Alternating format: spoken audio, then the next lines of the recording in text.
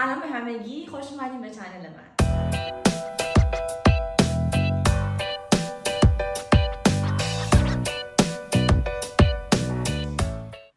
امروز میخوام راجع به یه موضوعی صحبت بکنم که خیلی وقت بود میخواستم راجعش ویدیو بسازم، ولی خب وقتش رو نداشتم و الان که وقتش رو پیدا کردم و همینطور مهاجرت کردم به کشور دیگه، دوست دارم که تجربیات خودم رو در اختیار بقیه دوستان که علاقه دارن به کشور کره جنوبی یا میخوام بیشتر راجع به کشور کره جنوبی بدونن، هم که در اختیار شماها قرار بدم.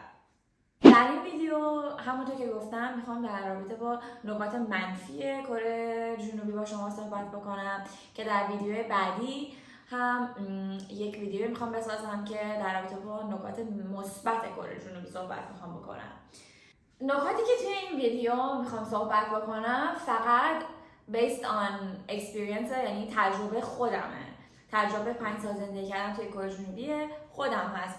هر فردی با هر فرد دیگه امکان داره که تجربه های مختلفی داشته باشه، واسه همین جاج نکنید و من چیزی رو فکر نکردم، هر چیزی که یعنی واقعا خودم تجربه کردم و دارم در اختیار شما میذارم. نکته اول قضیه نژاد پرستی که کره جنوبی است که میدونم که همه راجع به نژاد پرستی صحبت کردن و یا خیلی اومدن گفتن که همه جای دنیا نژاد پرست هستش، فقط کره جنوبی نیستش که نژاد پرست داره. درسته، شما همه جای دنیا برید بالاخره نژاد پرست هست، آدمای نژاد پرست هستن. ولی خب من توی این 5 سالی که توی کره جنوبی زندگی کردم متوجه شدم که این نژاد پرستی کیفیت زندگی شما رو هم میاره پایین. یعنی نژاد پرستی فقط این نباید باشه که حالا شما مثلا دارین میرین سوپرمارکت، یه آدم دیوونه نژاد پرستی ریسیستی میاد به شما 4 تا مثلا تیکه میندازه و حالا شما اون روز خراب میشه، حالا چند روز بهش فکر میکنین و اینا، ولی خلاصه مووان میکنین. ولی خب نژاد پرستی توی کره یه جوریه که کیفیت زندگی شما میاد پایین، یعنی زندگی کردن واسه شما توی اون کشور سخت میکنه. حالا من برای شما مثال میزنم که بیشتر متوجه بشید. ببینید به عنوان مثال، یه مثالی که اکثر بلاگرهای کره جنوبی برای شما میزنن باز کردن حساب بانکیه. به عنوان مثال من تجربه خودم از حساب باز کردن توی کره جنوبی رو میخوام برای شما الان بگم. ببینید من بورسیه دولت کره جنوبی رو سال 2019 گرفتم. این بورسیه اسمش KGSB بود که بعد تغییر کرد به GKS که سالی نزدیک به 2 الی 3 نفر برای کارشناسی ارشد انتخاب میشن و از طریق دولت کره جنوبی دعوت میشن به کره جنوبی که بیان توی کره جنوبی به صورت مجانی اونجا تحصیل کنن.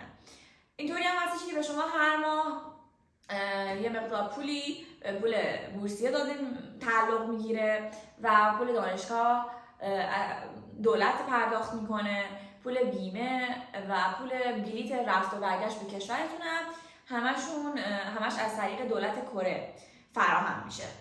حالا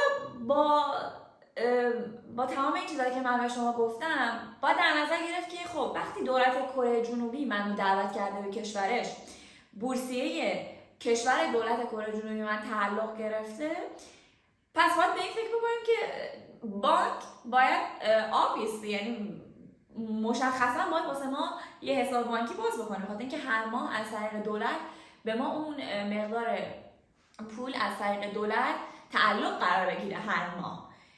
ولی با این وجود من سال 2019 که اومدم داخل کشور کره جنوبی، من یادمه با اون کسایی که مثلا داخل دانشگاه بودن و ما کمک میکردن خودشون هم کره‌ای بودن، ما با اینا نزدیک 6 تا بانک، همه دوستان من از همه کشورها اینا حساب بانکی داشتن، فقط من حساب بانکی نداشتم و نمیتونستم اون پول که ماهانه قرار به تعلق بگیرم. فکر کنید اون استرس و اون اصلا یعنی یه من هر روز داشتم گریه میکردم. ما 5 تا بانک مختلف رو رفتیم، هر سه اینا میومدن خود کره صحبت میکردن باشون، گفتن که این دانشجو بورسیه هستش، یعنی همه مدارک رو بهشون مثلا نشون دادن، گفتن که نه به خاطر اینکه ایرانی هستش ما نمیتونیم واسهشون حساب باز بکنیم.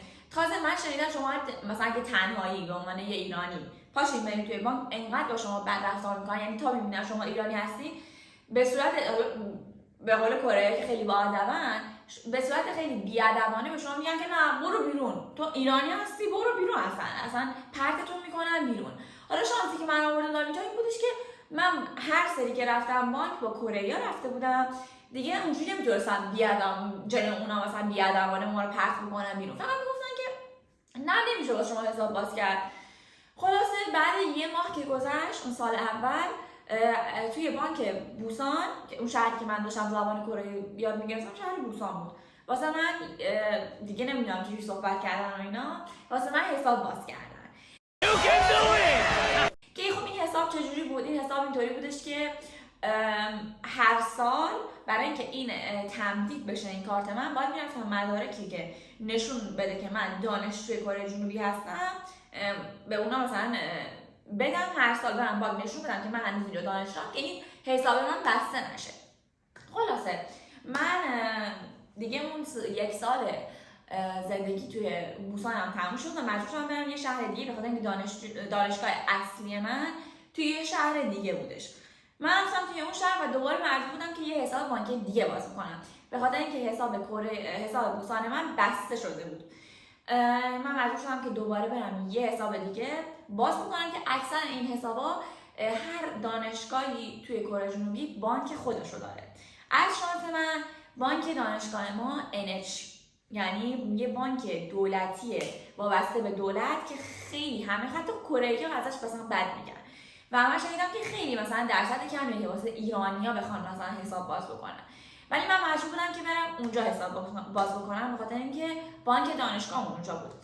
خلاصه اونا با کلی اما و اگر و نمیشه و فلان و بسار کلی به من هر سری برگه نشون میدن که آره به خاطر اینکه شما ایرانی هستی یه برگه مثلا 15 صفحه‌ای نشون میدن چون که شما ایرانی هستی و فلان و بسار ما نمیتونیم با شما حساب باز بکنیم. خلاصه اینا قانع شدن که واسه من حساب باز بکنن، ولی چیکار کرده بودن؟ این کارت منو بسته بودن که من نتونم از ATM استفاده بکنم، یعنی نمیتونستم برم ATM پول بزنم داخلش نه پول بردارم، و اینکه دریافت و خروج حساب برای خارج، برای کشور خارج هم کلا بسته بودن، یعنی من نمیتونستم از خارج نه پول بگیرم نه پول بفرستم. اینطوری بود، یعنی که من از سایت‌های خارجی هم نمیتونستم خرید بکنم، فقط سایت‌هایی که داخل کره بودن. یعنی من اگه می‌خواستم فکر کنید مثلا حساب من الان 0، ولی من حالا یه مقدار مثلا پول نقد دارم، میخوام پول نقد رو بذارم توی حسابم، این کار نمیتونستم بکنم. هر سری باید میرفتم از یه نفر خواهش میکردم که تو واسه من پول واریز کن، من بهت نقد میدم تو اونو بذار. حالا اگه می‌خواستم از دوستای خارجی هم بپرسم اونا نمیفهمیدن که چرا کارت من باید اینجوری باشه. حالا بیا واسه اونا توضیح بده که آقا مثلا من ایرانی‌ام و اینا مثلا اینجوری میکنن، سخته واسه من. خلاصه این قضیه بانک خیلی اذیت میکنه، یعنی واقعا زندگی شما رو. بعد این بانک چجوری بود؟ این بانک همینجوری بود که من هر سال باید میرفتم نشون میدادم که آقا من هنوز دانشجوام، کره رو ترک نکردم که اینا تمدید بکنن کارت منو. ولی این NH انقدر خیلی عذر میخوام انقدر بیشعور بودن که هر سری که من میرفتم، هر سال که میرفتم تمدید بکنم، تمام اون گردش مالی در طول یک سال منو ریز به ریز، که یعنی من به کی پول دادم، از کی پول گرفتم، چه مثلا مثلا لباس خریدم، اون همه مثلا اون گردش مالی من همش اونجا بود. تک تک از من میپرسید که این چیه، اون چیه، این چیه. حتی مثلا من باید مثلا ماهانه پول میریختم به مثلا حساب خونه که تو زندگی می‌کردم، باید ماهانه پولمون رو میدادم دیگه. مثلا از یه مقداری از فکر کنم از 300,000 وون بیشتر از من میپرسید که این مثلا این چیه. اینا رو همه رو تک تک نزدیک 1 ساعت من اونجا میشستم توضیح میدادم که آقا من اینو مثلا واسه پول خونم دادم، اینو مثلا واسه چه میدونم واسه لباسم دادم. اینا رو همش از من میپرسید. بعد خب من چون تنهایی زندگی میکردم توی خونه، بعد کشور کره جنوبی چجوریه، این دلیوری غذاشون خیلی سریعه، خیلی راحته. من خب دیگه به جای اینکه برم بیرون غذا بگیرم، خیلی مثلا غذا سفارش میدادم واسه خودم. این مثلا این دیده بود که من خیلی مثلا غذا سفارش میدادم و اینا، گفتش که تو دیگه چرا مثلا حالا غذا سفارش میدی انقدر، یعنی انقدر پررو بوده که از من داره میپرسه پول خودمه، خب چرا انقدر پول مثلا پول غذا میدی و اینا، فقط این کارت رو استفاده بکن برای مثلا چی میگم غذای مثلا دانشگاه میخوری. من یعنی از دهنم باز مونده بود که انقدر اینا فضولن، یعنی انقدر یعنی به خودش این اجازه رو داده که توی کوچکترین چیزای منم مثلا دخالت بکنه. ولی و اینکه اگه مثلا یه پول خیلی گنده میومد به حساب تو، همون روز با شما زنگ میزنن. حالا خیلی گنده هم نه، مثلا نزدیک 1-2 میلیون کورین مثلا کورین وان به شما زنگ زدن این چه پولیه و نمیدونم فلان، به توضیح بده. اگرم که خیلی پول زیاد بیاد که همون لحظه اصلا حساب شما رو میبندن. خیلی اوضاع خیته، خیلی اوضاع خیته. بگم که من مثلا فوریه ماه 2 روز 6 جشن فارغ التحصیلی بود. فکر کنید شما این روز اول ماه 2 به من زنگ زد بانک، گفتش که شما از اونجایی که ماه 6 میخوایم فارغ التحصیل بشیم، ما ماه 2 روز 20 میخوایم حساب شما رو ببندیم، با اینکه کارت من هنوز 1 سال مونده بود تا انقضاش. من از شاخ در آورده بودم. به من گفتش که شما بیا پولتو بردار، ما میخوایم ببندیم چون داری فارغ التحصیل میشی و هیچ دلیلی نداره که دیگه حساب داشته باشی اینجا. What the fuck؟ What the fuck؟ توی قضیه نژاد پرستی میخوام قضیه دوست پیدا کردن با کره و دوست شدن با کره یا حتی ورود به جمع کره رو واسه شما توضیح بدم. ببینید میگن که کره مثلا به روی شما نمیارن، خیلی باادبن. آره من که حالا کسی ندیدم که مثلا بهش بگم که من ایرانیم بگه مثلا مثلا پیف مثلا، نه اینجوری نمیگم. خب قاعدتا یعنی تو باید گاف باشی یا مثلا یه همچین ریاکشنی داشته باشی. خب آره قاعدتا این کار رو انجام نمیدن، ولی ببینید شما واقعا باید کور باشین، یعنی چشتون رو باید ببندین که نفهمین که وقتی شما میگین ایرانی، یعنی اصلا اول وقتی میان سلام قبل اینکه بدونن شما مال کدوم کشور هستید انقدر با شما خوب رفتار میکنن که بعد مثلا میپرسن شما مال کدوم کشور، شما میگی مال ایرانم یا مال هر کشوری که جهان سومه، میگی مال اون کشوری، سریع این یعنی متوجه میشی که او این سریع مثلا دیگه مثلا با حرف نمیزنه یا میره اونور دیگه مثلا تماسی با خیلی تماس کم و اینا، یعنی کاملا برای شما مشخص میشه که اینا هیچ علاقه‌ای به دوست پیدا کردن با جهان سومیان خاورمیانه‌ایان ندارن. حالا اینا از کی عاشق کیان؟ کره یا ابسست، عاشق آمریکایا، نمبر 1 آمریکایا و اروپایا، کلا سفید پوستا، عاشق سفید پوستا هستن. و ببینید این درجه بندی میشه، عاشق آمریکایا، اروپایا، بعد اون حالا میرسه مثلا به کشورهای دیگه و خاورمیانه و آخر در لیست آخر سیاه پوستا. یعنی من واقعا دیگه نمیدونم لول نژاد پرستی دیگه چقدر باید بره بالا. واقعا این سیاه پوستا به نظر من سخت‌ترین زندگی رو شاید دارن توی کره جنوبی.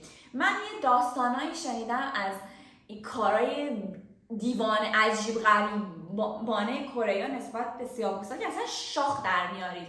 اولین مثالی که مثلا بخوام بگم اینه که توی مترو یا توی اتوبوس کنار شما نمیشینن، کنار شما، یعنی ببینید فکر کنید جا هست انتخاب میکنن که کنار شما نشینن. یا مثلا از یه داستان خیلی عجیبه برای شما تعریف میکنم، اینه که من یکی از دوستان توی دوره زبان مال کشور نیجریه بودش. این تعریف میکنه و میگه من همجور از خودم داشتم یه روزی میرفتم یه خانوم موسن اکثرا کار دیوونه بازی هاشون از این سن بالاهاشون سر میزنه، اومده سمت من یه پارچه دستشه، فکر کنم آدم کسی نمیشناسی، من دارم میرم واسه خودم حال خودمم به کسی هم کارنم، یه نفر استرنجر یا آدم ناشناس میاد سمت من با پارچه شروع میکنه پوست منو پاک کردن. ببین یه دست منو گرفت شروع کرد پوست منو پاک کردن، یعنی فکر کرده که این رنگ پوست سیاه این به خاطر اینکه این آدم حموم نمیره یا کثیفه، یعنی دیگه نمیدونم چی بگم، دیگه اینو دیگه واقعا نمیدونم چی بگم. Stop it. Get some help. یه دونه اینکه این کره‌ای‌ها فکر میکنن که اکثر خارجی‌ها بو میدن. یعنی من یادمه همیشه مثلا توی مترو که بودیم اینا فکر میکنن که اصلا دیگه خارجی‌ها اصلا کره‌ای بلد نیستن، یعنی نوبه که مثلا خارجی‌ها کره‌ای بلد باشن. همیشه بلند صحبت میکنن. ما اون زمان که توی دوره زبان بودیم از کشورهای مختلف همه از یعنی نمیدونم شاید 15 تا کشور مختلف توی اون کلاس بودیم. و خب اکثرا با هم دیگه هنگ اوت می‌کردیم، با هم دیگه می‌رفتیم و بیرون اینا. یه بار که رفته بودیم توی مترو همه با هم بودیم، ببین من نمیگم که کره‌ای‌ها یه چیز خوبشون یه چیزی که خیلی شانس آوردن که بوی عرق زیاد نمیدن، این بوی عرق تو احساس نمی‌کنی، ولی وقتی میری تو متروهای کره‌ای بدتر از بوی عرق بوی کیمچی و ماهی و مشروب سوجو اینا با هم دیگه قاطی میشه، یه بوی وحشتناکی توی متروهاشون میاد که به نظر من 100% به بوی عرق. حالا از این بگذریم، اونجا که ما رفته بودیم بچه‌های مثلا چی میگم داغون نبودیم، همه مثلا هیچ کی بوی بدی نمیداد. من مثلا اونجا واسه بودیم میشنیدم که این کره‌ای‌ها واسه خودشون پچ داشتن، آره نمیدونم این خارجی‌ها بوی نمیدونم عرق میاد فلان میاد. واقعا این این آدم سپیچلس، یعنی واقعا نمیدونم چی بگم. بعد یه نوع دیگه از همین نژاد پرستی‌هاشون راجع به دخترای روسیه‌ای هست. فکر می‌کنن که همه دخترای روس فاحشن، تنفروشن. حالا نمیدونم سالای چندین سال قبل روس‌ها اونجا چیکار کردن، ولی همچنان تا به این دقیقه تا به این ثانیه فکر کنن که دخترای روس تنفروش و فاحشن. یعنی هر وقت اگرم اینم بهتون بگم اگه یه نفر یه آجوشی یه آدم سمبالا یه آقای سمبالا اومد به سمت شما و بدون هیچ سلامی علیکی اومد برگشت به شما از شما پرسید گفتش که شما روسی هستین، بدونی که داره از شما درخواست بدی میخواد بکنه یا مثلا شما رو داره به اون چشم میبینه، یا همچین چیزی هم هستش. بعد از این بگذریم میرسیم به کشورهای مثل فیلیپین، تایلند، اندونزی، اون کشورهای اون طرف کره‌ها اینا رو به یعنی کره‌ها خودشون رو اینجا میبینن، اونا یعنی کف زمین، یعنی انقدر اینا رو پایین‌تر از خودشون میبینن که اصلا حد نداره. اینو یعنی من چندین بار دیدم توی اطراف دوستای کره‌ای و شنیدم که چقدر اینا فکر میکنن که دیگه از اونا بالاترن. نکته دوم ادب و منر، فرهنگ. خب من خیلی شنیدم که میگن که کره‌ای‌ها خیلی باادبن، خیلی منرشون رو حفظ میکنن و اینا. درسته، کاملا موافقم، ولی در یه سری از مسائل که اونا توی اون ویدیوی بعدی که میخوام درست بکنم و از اون نکات مثبت کره بگم اونجا ذکر میکنم، ولی توی این ویدیو میخوام از منرهایی که یعنی از بیسیک ترین منرهایی که آدم میتونه داشته باشه و کره‌ای‌ها انجامش نمیدن با شما صحبت بکنم. من یه مدت کوتاهی نزدیک 6-7 ماه توی کشور ژاپن هم زندگی کردم، پس میخوام اینجا هم بتونم کره جنوبی رو با ژاپن یه مقدار با آمریکا برای شما مقایسه بکنم که دستتون بیاد دقیقاً دارم چی میگم. ببینید اول از همه چیزی که من واقعا خیلی نه تنها من، بچه‌هایی که مال کشور دیگه همون سال داشتم زبان کره یاد میگرفتم، اون 1 سالی که داشتم زبان کره یاد میگرفتم و توی کلاس ما بچه‌ها از مال کشورهای مختلف، کانادا، برزیل، تایلند، همه جا میشه واقعا گفت سوئد اینا بودن، یعنی از کشورهای مختلف، ما از اروپا گرفته بود تا آسیا همه جور داشتیم. بعد معلم زبان ما شروع کرده بود به ما توضیح دادن که مثلا توی کره وقتی دارین زندگی میکنی این کار نباید بکنید، اون کار نباید بکنید، این کار رو باید بکنید و خیلی به صورت خیلی ناخوشایند داشت به ما مثلا یاد میداد.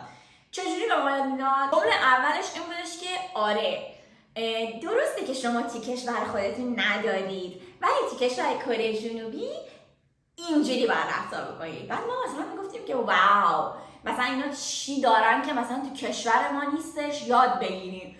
بعد مثلا شروع میکرد از بیسیک ترین معنی را صحبت میکرد که یعنی توی دور افتاده ترین کشور دنیا من مطمئنم که اون معنی رو دارن، اون فرهنگ رو دارن، یعنی اون شعور رو دارن. مثلا چی میگفت؟ مثلا آدامس نجاییدن توی کلاس، یا مثلا چه میدونم بلند حرف مثلا توی مثلا بیرون که اونم من صحبت میکنم راجع بهش بعدن.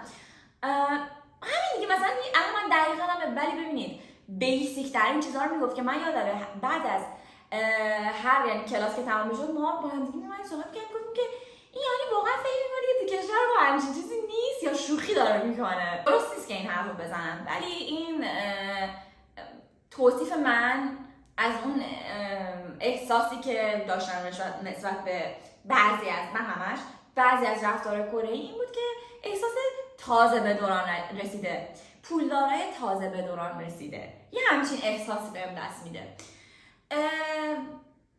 خب کره همچین زیاد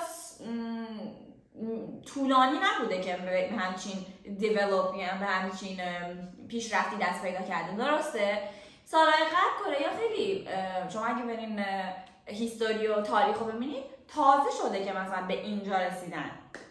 ببینید اینجا من خواهم یه مثال بزنم از کشور ژاپن و کره.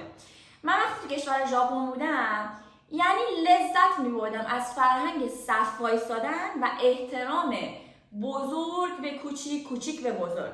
یعنی هیچ چیزی نبود که مثلا آقا من که حالا مثلا 60 سالمه دیگه مثلا چون 60 سالم شده دیگه همه هر کاری بکنم همه باید من احترام بذارن دیگه تمومه. نه ببینید اونجا من یادمه من مثلا توی صف آب پر کردن اونجا یه مارتاشون شما میتونستین برید بشکه چی میگم بطری‌های آبتون رو بردارین ببرین توی مارت به صورت فری اونجا آبتون رو پر بکنید. و من توی صف بودم و اینا اتفاقا این آقای مسنی که جلوی من بود جلوی من بود ولی خودش احساس میکنم که کانفیوز شده بود، نمیدونست که من جلوش بودم یا اون جلوی من بوده. اومد سمت من اینجوری ببین خم شد از من اینجوری عذرخواهی کرد گفتش که تو برو جلو، تو جای توه. گفتم که نه مثلا این جای شما اول بودین و اینا. یعنی ببین دارم به شما میگم که اونجا اصلا ادب و احترام سن نمیشناسه. یا ولی توی کره جنوبی چجوریه؟ ببینید صف وایسادن توی کره جنوبی یکی از وحشتناکترین تجربه های من بوده حداقل. ببین شما مثلا توی مترو میری جلوی آقا اون مترو من یادمه اینجا دیگه این خط قرمز که دیگه شما از این خط قرمز دیگه نمیتونی بری جلوتر، یعنی اون پشت اون خط قرمز باید وایسی که اون مترو بیاد. من دیگه اینجا وایسادم یعنی هیچ کی دیگه نمیتونه بیاد جلوی من. این خانم با کمال یعنی ببین یکی دو ماه واسه من اتفاق افتاد، من 5 سال اونجا زندگی کردم یعنی چندین بار اتفاق واسه من افتاده. خانم آقا میاد واسه خودش بازو میزنه پهلو میزنه بهت میره جلو، یعنی اصلا براش مهم نیست که آقا تو اونجا وایسادی، میره واسه خودش جلو. این قضیه پهلو زدناشون هم اینجوری که محکم میزنن هر جای دنیا شما به یه نفر پهلو بزنی یه عذرخواهی دیگه تهشه دیگه. من که شنیدم که آمریکایی که پهلو بزنه عذرخواهی نکنه دعوا میشه. اینا پهلو بزنن اصلا از عذرخواهی دیگه بمانن میرن واسه خودشون. این توی این صف این قضیه صف وایسادنشون ببینید جوون و پیرم نمیشناسه. درسته حالا مثلا میگم آخه توی کره چون کره‌یا ببینید کره‌یا وقتی فکر می‌کنن که سنشون زیاده دیگه همه کوچکترها باید مثلا به اینا احترام مثلا دیگه آنلیمیتد بذارن، نامحدود. اینا هر کاری کردن جوونا باید مثلا چشم‌پوشی کنن و بگن چون اینا بزرگتر از ما و شما حقتونه. این آره ولی جووناشون هم توی صف وایسادن بلد نیستن. نه همشون ولی من واسه خودشون میان میان از جلوی تو میرن با کمال پررویی میان جلوی تو وای میستن. صفایی هم که باید مثلا یه نفر یعنی یه خطی وایسه، اکثرا 3 4 5 نفری وای میستن که اصلا آدم قاطی میکنه آقا اون صف کجا باید من وایسم. خلاصه این فرهنگ صف وایسادنشون واقعا افتضاحه. میتونم بهتون میگم واقعا افتضاحه. حالا میگم در مقایسه با ایران رو نمیدونم، ولی در مقایسه با کشورهای دیگه، حالا بازم کشورهای دیگه همه کشورها که نرفتم، ولی در مقایسه با ژاپن واقعا افتضاحه. یه قضیه دیگه که خیلی حرص من رو یادمه در می آورد اینه که شما توی مترو، خیابون، هر جای دیگه، که البته بازم اینو میگم این واسه سن بالاهاشون، اکثر این چیزایی که اعصاب شما رو خورد میکنه از طرف سن بالاهاشون میاد. زل زدن. آقا این یه جور زل میزنن به شما که دیگه اصلا اشک شما رو در میارن. یارو مثلا فکر کن داره بهت زل میزنه، بعد تو میگی که اوکی بذار من نگاه نکنم، این دیگه بیخیال میشه. نه هی داره نگاه میکنه، برمیگردی بهش نگاه میکنی که مثلا what do you want؟ اصلا همینجوری نگاه میکنن بعد بعضی‌هاشون دیگه رد دادن. مثلا من یادم من توی مترو بودم، یارو ببین من اینجا بودم، این یارو بغل من همینجوری زل، یه مرد سنباله زل بعد شروع کرد یه حرکاتای عجیب غریب واسه خودش اینجوری میکرد، یه اینجوری حرکت میزد، شروع کرد یهو اینجوری ورزش کردن، همینجوری که به من داشت زل میزد. یعنی شما ببینید که چقدر اون فضا میتونه uncomfortable باشه برای شما. فکر کن یه نفر داره زل میزنه به حرکت اینجوری انجام بده. من بقیه کره که اصلا عین خیالشون نه، همشون تو گوشیش که اصلا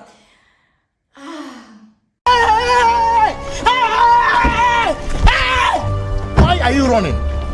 Why are you running? این زل زدناشون توی باشگاه هم هست. یعنی ببینیم باشگاه دیگه جاییه که مثلا الانا دخترها یعنی یک ذره پسرها یه نگاه بهشون میکنن، شروع میکنن به های و هوی و نمیدونم من در خطرم و فلان و اینا. کره پیرمرداشون، حالا جووناشون نمیگم، پیرزناشون زول توی باشگاه. مثلا توی باشگاه آدم واقعا دلش نمیخواد کسی بهش زل بزنه. حالا آقا میگی مترو دیوونه زیاده، ولی یه توی باشگاه زل میزنن به شما. یعنی یه جور زل میزنن خیره، یعنی آدم آنکافتبل، یعنی یه جوری بهت میزنن که آنکافتبلت کنن. میدونی یه مسئله دیگه که اینجا میخوام مثالشو با آمریکایی‌ها برای شما بزنم و حتی ایرانی‌ها، حتی ما خود ایرانی‌ها. ببینید قضیه در نگه داشتنه. شما در مثلا توی بیرونید، در رو داری وا میکنی، این در رو وا کردی، یه نفر دوتا این بغل شماست، همین بغل شماست دیگه. بیسیک ترین منر اینه که این در 20 صاحب رو نگه داری دیگه، که اون دره نیاد تو صورت اون طرف. اصلا یعنی این فرهنگ در نگه داشتن چی هست واسه کن نمیدونن.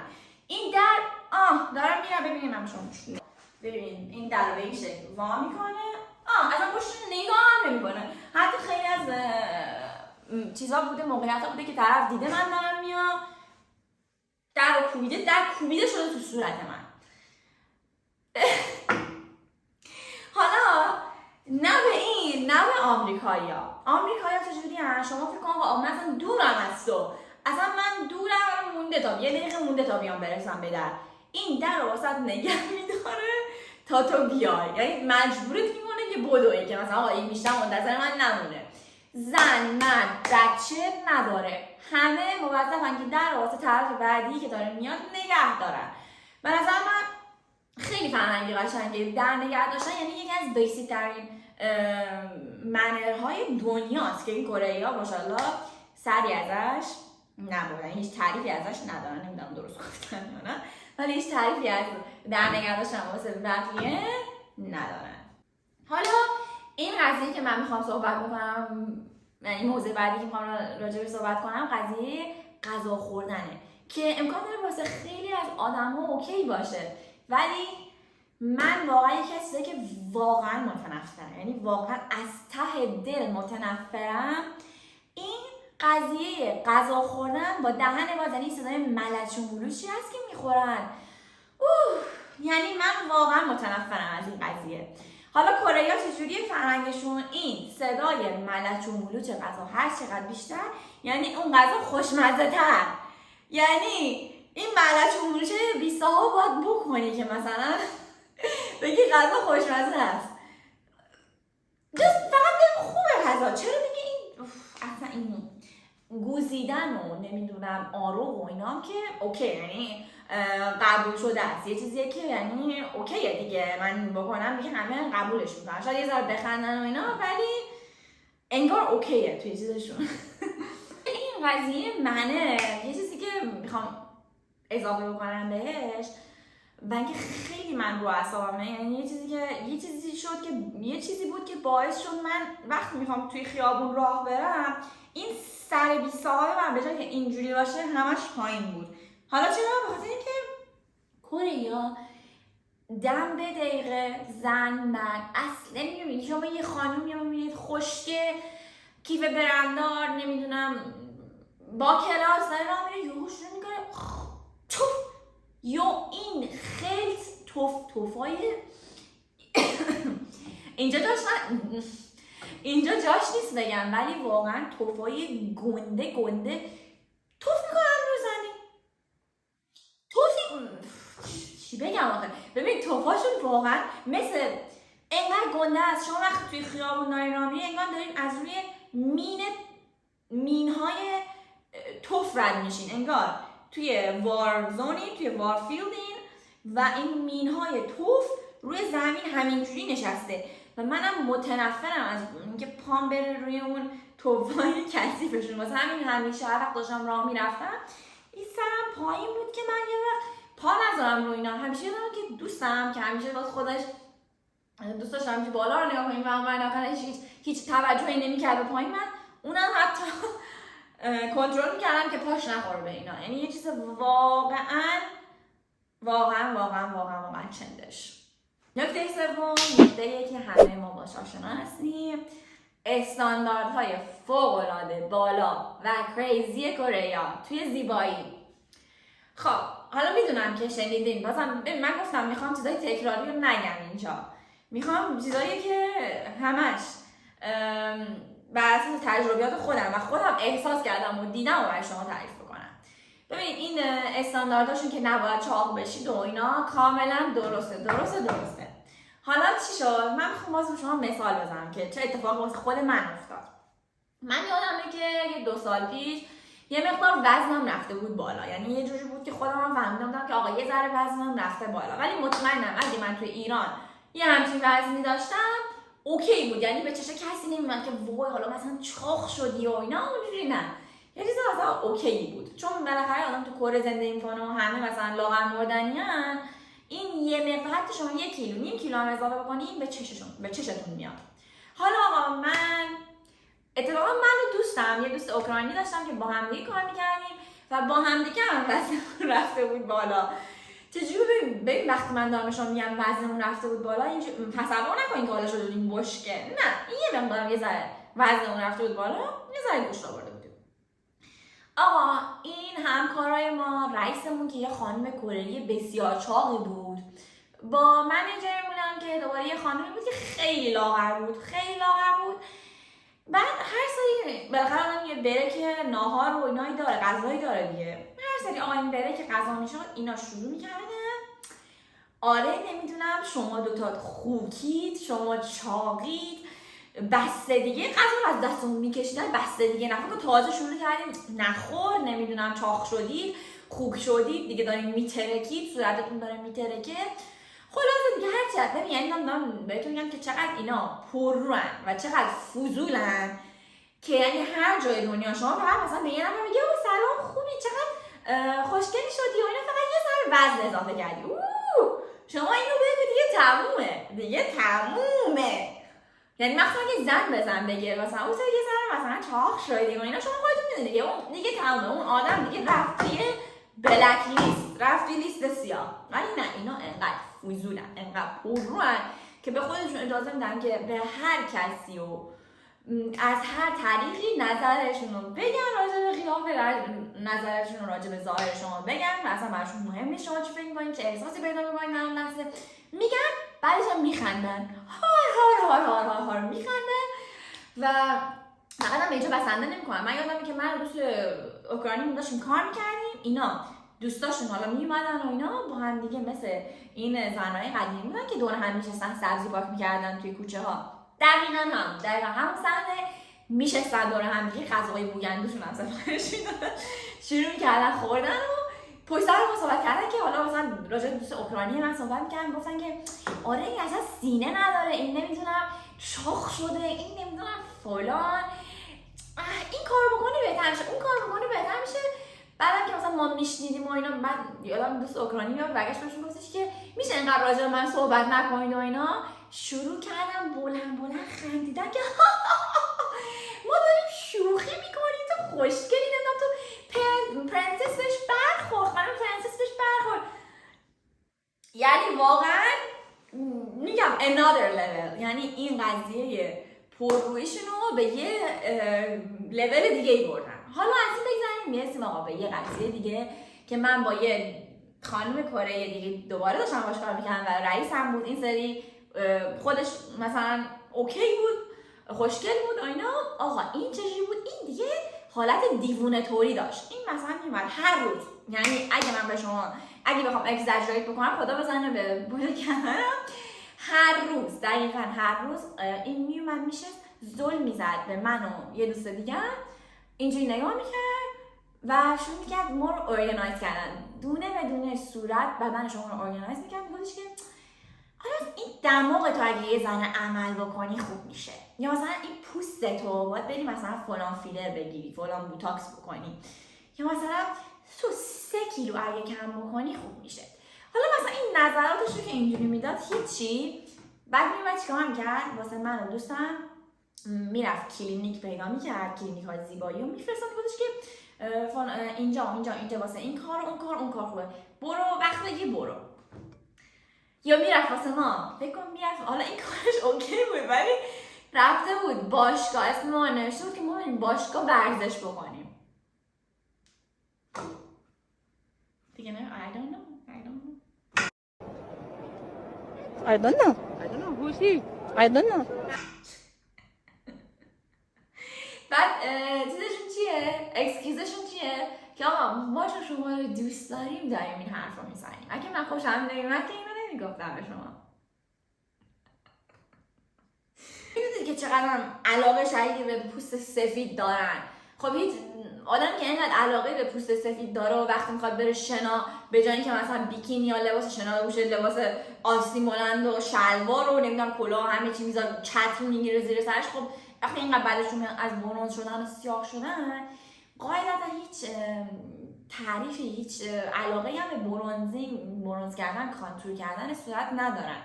و خب ببینید صورت‌های ما با صورت‌های کره خیلی فرق میکنه. حتی اینم نمیفهمن که آقا من اگه بخوام آرایش یا مثلا تیپی که تو داری میزنی کاملا آسیایی شاید به تو بیاد، به من نمیاد.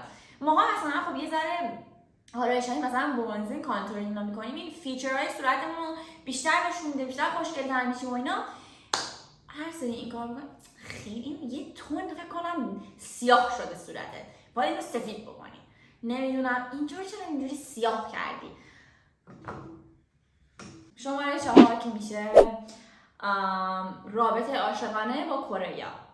یعنی این یه موضوعی هستش که من اینجا یه پرانتز باز کنم بگم که خیلی کم یعنی به صورت حلزونی داره این قضیه بهتر میشه الان، ولی همچنان جوونا کره‌ای سمبالا همچنان فکرشون اینه که هنوز اون اعتقادشون اینه که اوری. حالا اوری چیه؟ اوری به زبان کره یعنی ما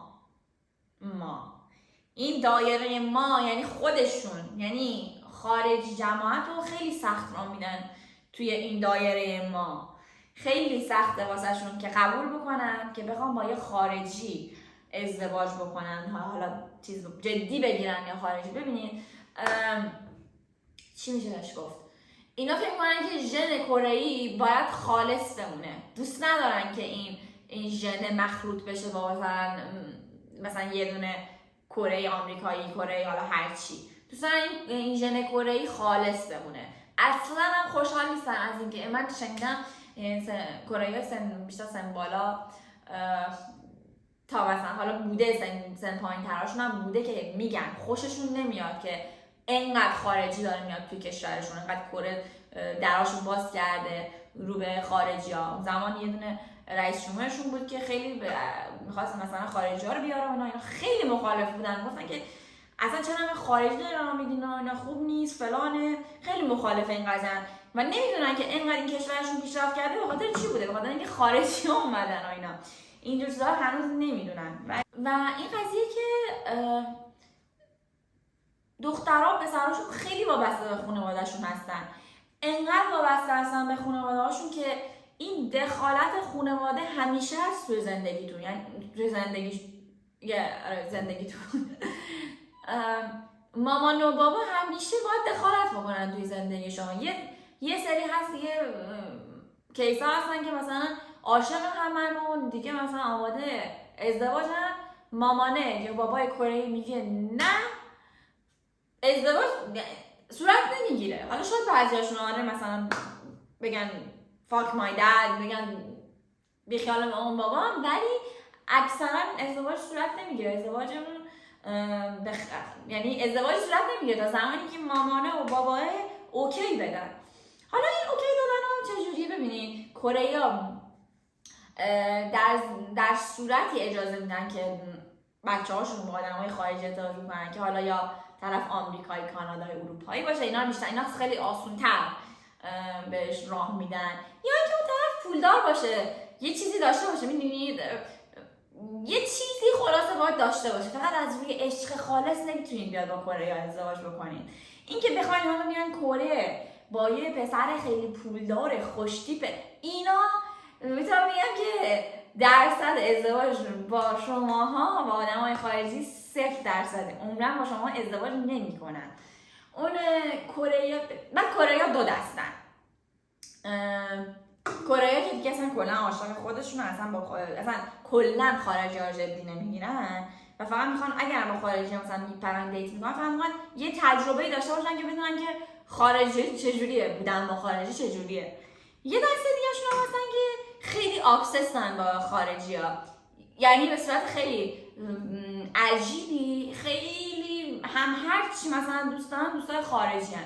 اینجور آدما چجوری؟ اینجور آدما خیلی اکثرا نمیشه گفت همشون، ولی اکثرا آدمای عجیب غریبی هستن و من از دوستای دختر کره‌ای شنیده بودم که اینا چون نتونستن دخترای کره‌ای یعنی دخترای کره‌ای بهشون پا ندادن، رفتن سمت دخترای خارجی که اکثرشون هم شما نگاه کنید قیافه اصلا قیافه‌هاشون داغونه، اصلا خودشون عجیب غریبن، ولی خب یه سری از دخترای خارجی هستن که خیلی خوبن، خیلی خوشگلن.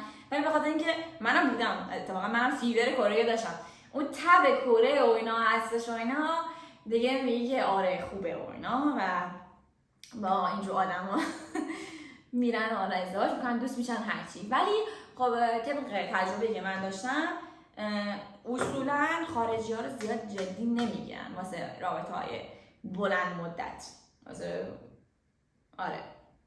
و اینکه خیلی دیر ازدواج میکنن کره‌ای‌ها مثلا شما باید چندین سال با یه طرف توی رابطه باشی، 7-8 سال باشی، یهو دیدی مثلا ما 7-8 سال با اون طرف تو رابطه بودی بعد یهو خراب شد، مثلا دهم خورد دیگه، یعنی فکر کنم 7-8 سال زندگیت رفت.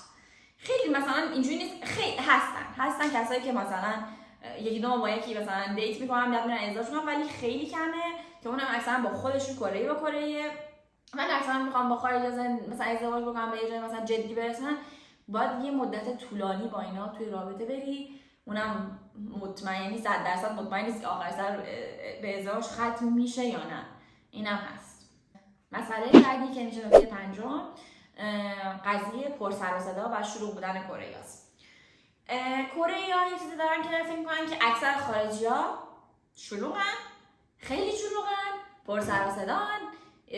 یه جمله پر سر و صدا به کره‌ای میشه شیکراوا، یعنی اینا همش ما میرن این و اون بگوین شیکراوا که یعنی مثلا خارجی‌ها شلوغن، سر و صدا میکنن. و ببینید وقتی یه نفر خودش صحبت بلند میکنه احساس میکنم نمیفهمه که چقدر خودش بلنده، فقط جاج میکنه بقیه رو که ببینه مثلا بقیه مثلا خیلی شلوغن، من شلوغ ولی نیستم.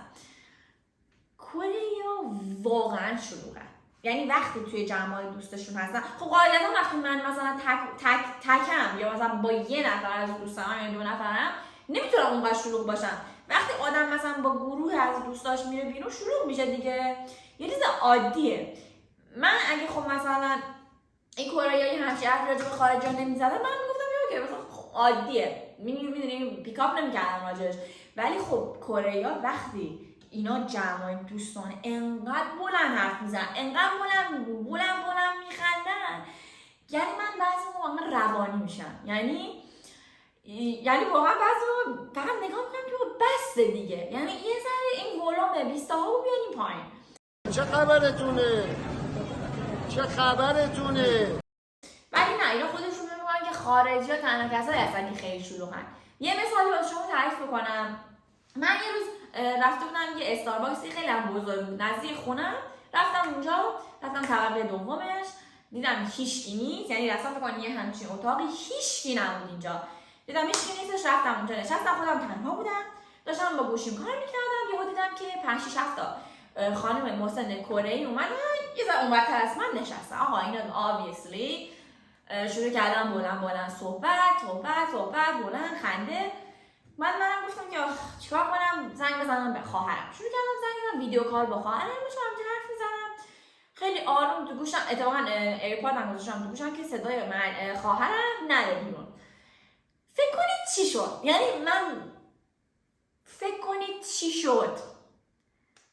کارکن استارباکس از طبقه پایین اومد بالا، زد روی شونه من که ببخشید یکی از مشتریان و اومده گفته که شما خیلی صداتون بالاه، اگه میشه یه ذره صداتون رو بیارین پایین.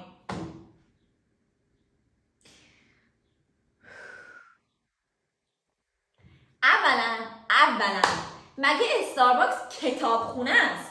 آقا مگه شما برین توی کافی شاپ کتاب بخونین که مثلا دوست دارین همه فضا آهنگ داره پخش میشه، 1300 نفر آدم دارن اونجا صحبت میکنن، اون 7 تا زن کره‌ای که اونجا دارن بلند اصلا هیچی، یه آدم تک سولویی که اینجا نشسته اومده من میگه که تو شلوغی. یعنی دارم میشه اینم حتی این برمیگرده باز به اون قسمت نجات پرستیشون ها. و اصلا یعنی آدم به اینجاش میرسه بعضی موقع این کارهای کره. یعنی من انقدر اون روز اعصابم خورد، همون لحظه که برگشت این حرفو من زد پاشدم گفتم برو بابا، من پاشدم رفتم از اون استارباکس دیگه هم نرفتم اونجا. یعنی چقدر واقعا آدم میتونه بیشعور باشه. خب نکته بعدی بالاخره میرسیم به قضیه دانشگاه‌های کره جنوبی که بازم اینجا من نمیدونم دانشگاه‌های حالا رده 1 و 2 کره که همون سئول و یونسه و اینا میشه چه جوریه. من دانشگاه اونچنان رده بالایی نبود، ولی خب واسه همین میخوام اینجا حتما اشاره بکنم که فقط دارم راجع به دانشگاه خودم صحبت میکنم. و من که توی ایران نزدیک 2.5 سال توی دانشگاه آزاد تهران هم درس خوندم. حالا اینجا میخوام مقایسه این دوتا رو با هم دیگه داشته باشم. میخوام همینجا بگم که 100,000 رحمت به دانشگاه ایرانی و استادای ایرانی. یعنی واقعا میخوام تیک مومنت بکنم، یه دست بزنم واسه استادای ایرانی که چقدر با شعورتر، با فرهنگتر و با دانشتر، یعنی واقعا که چقدر استادای ایرانی خوبن. من میرفتم داخل کلاس 1.5 ساعت میومدم بیرون، آقا 2 تا چیز یاد گرفته بودم ازش. یعنی اون وقتی میرفتم از کلاس بیرون یه چیزی یاد گرفته بودم قشنگ. بعد من همیشه یادم تو دانشگاه ایران ما همیشه با استاد صحبت میکردیم، اون از ما سوال میکرد، ما صحبت میکردیم. یعنی همیشه یه جوری بودیست که بگره کلاس‌های دینی و نمیدونم کلاس‌های بیخود، کلاس‌های تخصصی همیشه خیلی اکثرا فان بودن. این چی میگم؟ این قضیه کلاس دینی و اینجور چیزایی که ما تو ایران داشتیم تو چیزای کره هم هست. بعضی دانشگاه ندارن، ولی دانشگاه ما کلاس دینی داشتیم و میرفتیم کلیسا گوش میدادیم، به خاطر اینکه دانشگاه مسیحی بود. باید میشستیم اونجا گوش میدادیم راجع، یعنی باید کلاس دینی اونجا هم باید پاس میکردیم. اینم بودش. ولی خب این قضیه دانشگاه‌های کره، ببینید استاد، یعنی دانشگاه ما حداقل استاد کلاس‌های 3 ساعته یه سری ما کلاس داشتیم، کلاس های تخصصی ما بود، یعنی کلاس 3 ساعته بود، 3 ساعت و نیمه بود.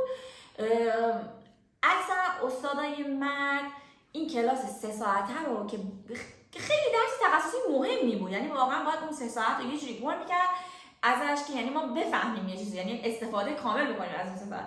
اولش کلاس 3 ساعته رو اکثرا 1 ساعت و نیمه تموم میکردن. توی اون 1 ساعت و نیمه هم چیکار میکردن؟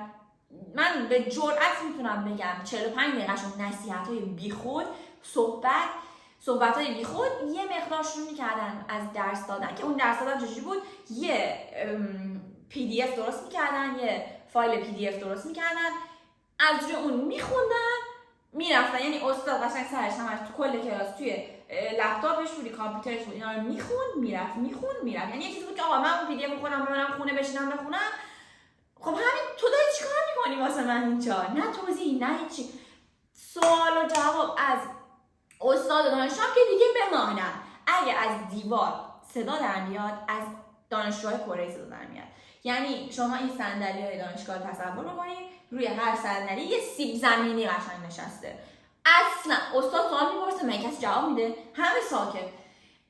اصلا یعنی اینتراکشن با استاد صفر، یعنی هیچ گفتگویی با استاد اینجا صورت نمیگیره. استاد فقط میاد میخونه، چرا تو نصیحت میکنه میره. البته استادای خانم مثلا بیشتر استادای خانم این کلاساشون رو بیشتر جدی میگرفتن، توضیح میدادن. از مثلا چه میدونم در 20 استاد یه استاد شاید مثلا میشد درسش رو میومد مثلا سر هر میز نگاه میکرد ببینه ما داریم درست انجام میدیم یا نه. اونجوری هم بودم، ولی من دارم به شما اکثریت میگم. یعنی واقعا شما به عنوان یه دانشجو اگه یوتیوب نباشه، اگه سایت های چی میگن درسی دیگه شما اونا رو نرین توش یاد نگیرین، شما صفر هیچ یاد نمیگیرید از دانشگاه. یعنی تمام این چیز یادگیری روی دوش خود دانشجوه. از استاد جماعت شما هیچ یاد نمیگیرین. قضیه پروژه، مثلا یه سری از من 3 تا کلاس داشتم که استاد میومد میگفتش که کل این کلاس فقط پروژه است.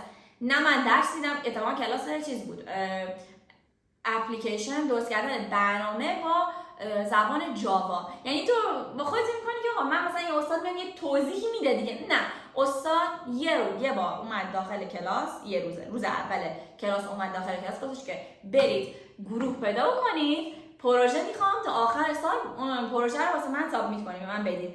که روزای دیگه کلاس استاد نیومد، یعنی هیچ کلاسی من نداشتیم، خودمون باید میرفتیم یاد میگرفتیم ببینیم اصلا چجوری میشه درست کرد اینا، چجوری میشه انجام داد.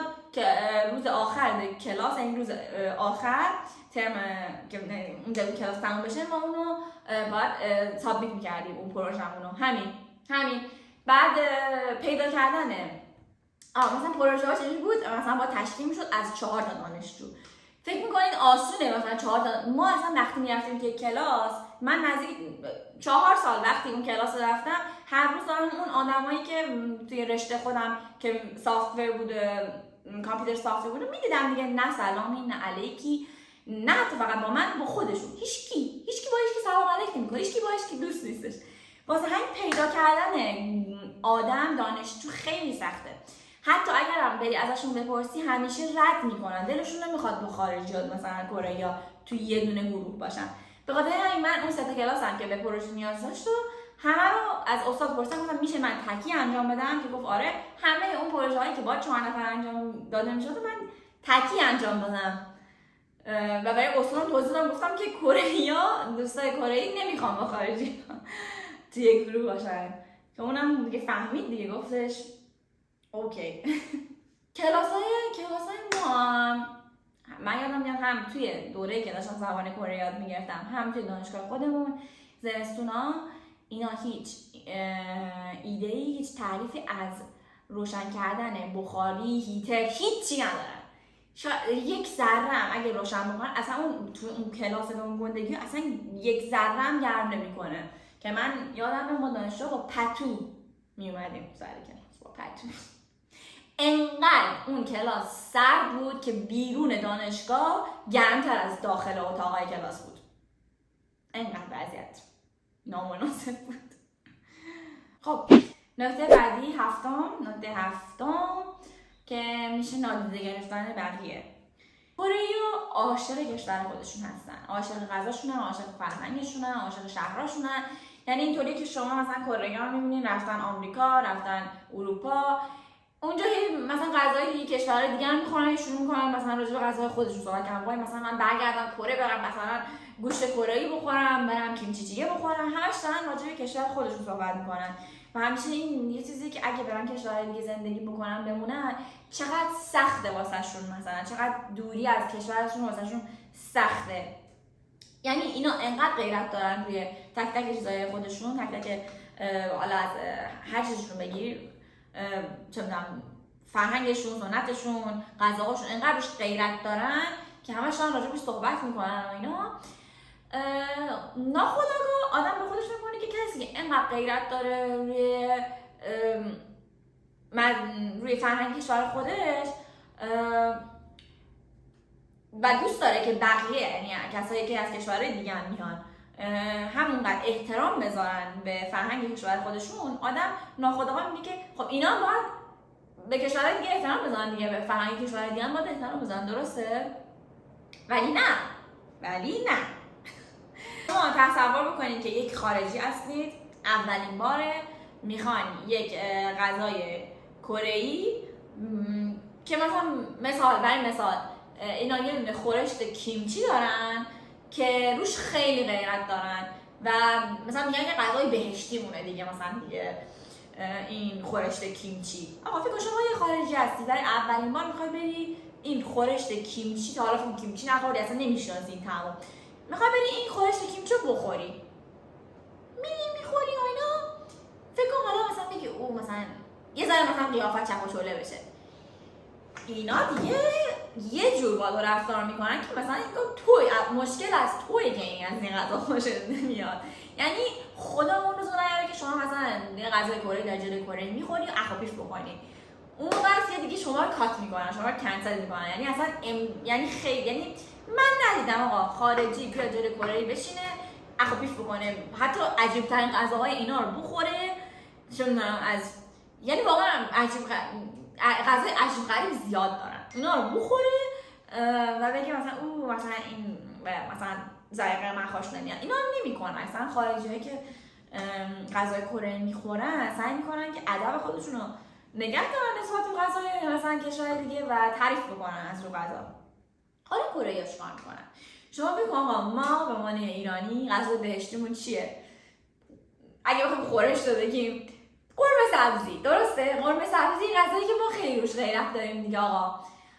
فکر کن شما این قرمه سبزی بذار جلوی یه دونه کره‌ای، اول از همه که باید بو بکنن ببینن این چی بوش چیه، بعد هی نمیدونم این غذا رو این ور بکنن، این قرمزه چیه، این سبزی‌ها چیه، هی نمیدونم همشون هم سریع میشن شف پروفشنال دیگه، خوره غذای ایکیوسان غذا، خلاص 1000 تا نظر بده و اینا. بعد انواع نظرهاشون راجع به غذا یه ذره این غذا رو میزنن تو دهنشون، نمیدونم این چیز طعم دارو میده، 1000 تا چیز هم که بار غذا 1000 تا چیز بار اون قرمه سبزی بیچاره میکنن. آخر سر هم که خورش میدن میگن که آمانه نمیخوریم بریم غذای کیمچی خودمون رو بخوریم. حالا ما ایرانی چیکار میکنیم؟ اکثرا میخندیم، آقا میگیم حالا مثلا این نمیشناسه غذای ایرانی ها، اوکی میخندیم و رد میشیم. واقعا خب مثلا وقتی انتظار دارن ما به غذا اونها احترام بذاریم، خب این باید یه احترام بیچال باشه دیگه. اینا رو انجام نمیدن، این کارا نمیکنن. خیلی بهم برمیخوره غذای ایرانی ها اینجوری نادیده میگیرن، اثر باشم نمیاد. یا مثلا یه چیزی خیلی رو اعصاب آدم میره اینه که هر چیزی میشه برمیگردن میگن که اوه شما مگه اینو تو ایران داری؟ مثلا کوچکترین مثلا پیتزا یا مثلا چه میدونم یه سری از چیزایی که مثلا خب مشخصه که مثلا تو ایران داریم، تو بیابون که داریم زندگی نمی‌کنیم بابا. ایران ما بالاخره بزرگه دیگه، از کشور شما نصف ایران هم خب نمیشه، قاعدتاً داریم. ایران مگه شما اینو دارین؟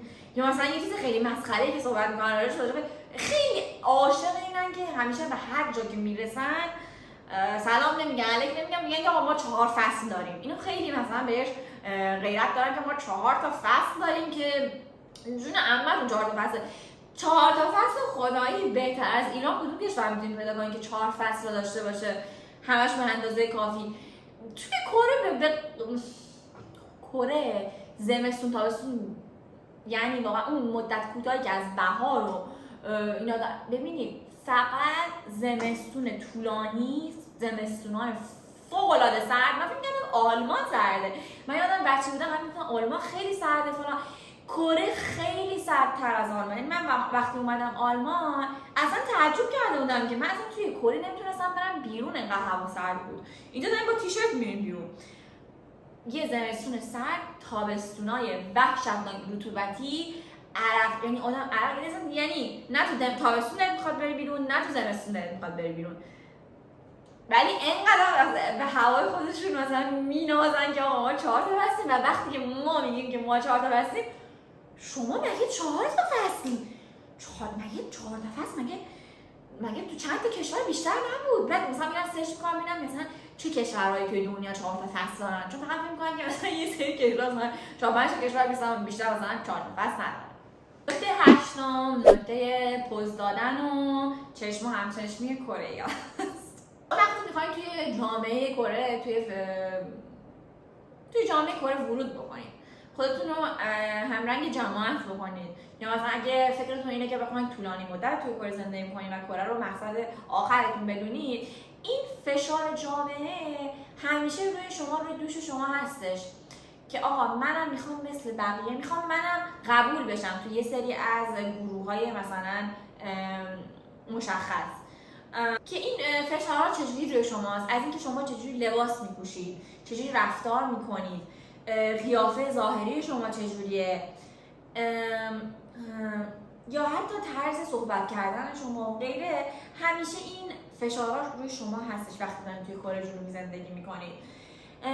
به عنوان مثال ببینید اکثر خانم‌های کره‌ای دوست دارن که خوش لباس باشن، همیشه دوست دارن که از برندهای لاکچری دنیا مثل گوچی، شنل، از این برندهای خیلی مثلا گرون لباس داشته باشن، کیف داشته باشن، کفش داشته باشن. شما مثلا می‌بینید که مثلا این خانم‌ها ماشین ندارن، خونه ندارن، یا مثلا توی خونه‌های اجاره‌ای مثلا وانروم دارن زندگی می‌کنن، ولی چجوریه اینا مثلا از بهترین مثلا برندها، مثلا کیف مثلا بهترین برند مثلا دارن، کیف مثلا 7 میلیونی 8 میلیونی دستشونه، کفشاشون همه برنده. اینا رو شما می‌بینید، بعد اینا خب وقتی میرن توی جامعه و اینا شروع می‌کنن خب اینجوری نشون دادن به بقیه دیگه.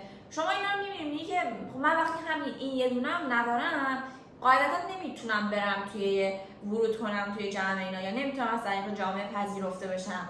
اینه حالا نه واسه همه، ولی خب واسه بعضی از آدما روی بهش فکر میکنن، دوست دارن که ناخودآگاه مثل اونا بشن، مثل اونا رفتار بکنن. مثلا شما وقتی میرید مثلا توی مترو یا مثلا توی اتوبوس میبینید یه نفر مثلا کیف برند دستشه، میگه مثلا وقتی یه همچین آدمیه نیستی که مثلا حتی آدمی که داره سوار اتوبوس همیشه همچین چیزی داره، من نداشته باشم دیگه، من مثلا کجای مثلا جامعه قرار داده میشم. یه همچین بالاخره فکرایی هم امکان هستش که نه همه، بعضی هم مثلا اذیتشون بکنه.